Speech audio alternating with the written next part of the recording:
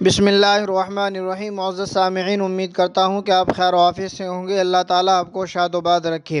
ناظرین کرام، شب برات افضل ہیں یا شب قدر؟ اسی کو سمجھنے کے لیے علماء دیوبند کا فتویٰ دیکھ لیتے ہیں۔ چنانچہ کسی سائل نے سوال کیا، شب برات اور شب قدر دونوں راتوں کی بہت فضیلت آئی ہے، کیا ان میں سے بھی کوئی رات ایک دوسرے سے افضل ہے؟ شب برات افضل ہیں یا شب قدر افضل ہیں ثواب اور قبولیت کے اعتبار سے؟ تو جواب دیا گیا، بسم اللہ الرحمن الرحیم، شب قدر شب برات سے افضل ہیں، کیونکہ شب قدر کا ثبوت قرآن کریم سے بھی ہے اور احادیث متواترہ سے بھی، بلکہ سورہ قدر میں خاص طور پر اس رات کی فضیلت و اہمیت بیان کی گئی ہے۔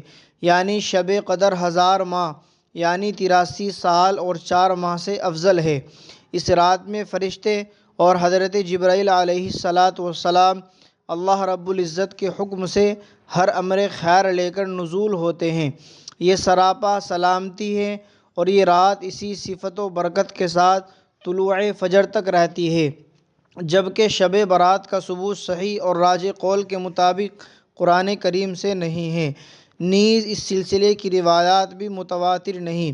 ہاں، اس سلسلے کی بعض روایات صحیح اور بعض حسن ضرور ہیں، اور راجح قول کے مطابق شب قدر متعین نہیں ہے، سال کی کسی تاریخ میں بھی ہو سکتی ہے، البتہ ماہ رمضان میں ہونا اغلب ہے، بالخصوص اخیر عشرے کی طاق راتوں میں، جبکہ شب برات کی تاریخ متعین ہے، یعنی 15ویں شعبان کی رات۔